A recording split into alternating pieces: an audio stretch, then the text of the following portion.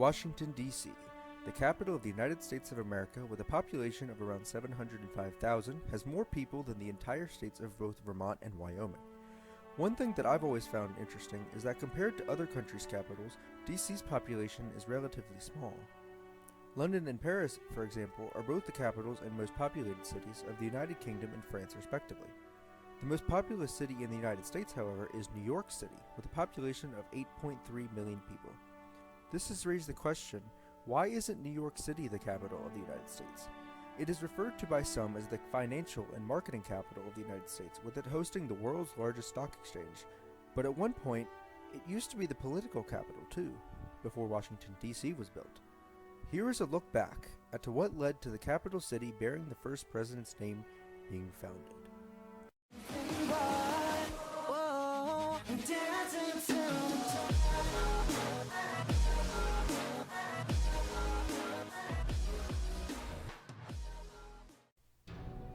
All the way back in 1790, when the United States didn't look like this, but looked more like this.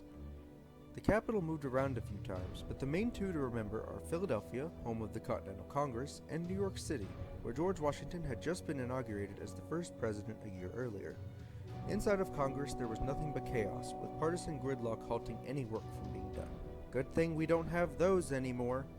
The two main individuals in the debate were the Secretary of the Treasury, Alexander Hamilton, and the Secretary of State, Thomas Jefferson, with some additional support from James Madison, father of the Constitution, and at the time was one of the representatives of Virginia in the House. Alexander Hamilton wished for the government to take control and responsibility over state debts, merging them into a federally administered national debt. This upset Jefferson and the Republicans, as he felt as the states should monitor their own share of the debt and that the government was becoming too powerful, just like the one they had just fought a war for independence against. And Thomas Jefferson wanted to move the nation's capital closer to the south because he felt that with the capital so deep in northern territory that the southern states would lose influence in the new government. Surprisingly, Hamilton actually supported this, wanting the capital to be in a rural area away from the big cities. And so the two groups settled their dispute, and what became known as the Dinner Table Bargain led to the signing of the Residence Act, which allowed for the creation of a new capital away from the big financial city areas of New York and Philadelphia, and into the countryside in between Maryland and Virginia, where President Washington chose the location along the Potomac River, and in return, the national debt was established, merging all of the state's current debts together.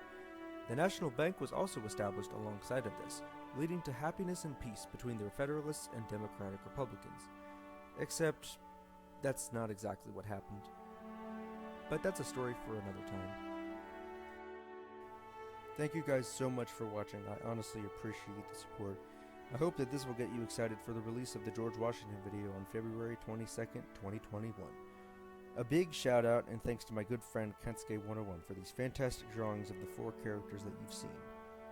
If you want to see more of his brilliant artwork, go check him out on Instagram and wait for the George Washington video to come out and see even more cool drawings. Make sure to like the video if you enjoyed, comment down below any suggestions for any other videos you want me to make, subscribe if you haven't already for more awesome content, and follow me on Instagram as well. Thank you guys so much for watching, and I'll see you next time. Peace out.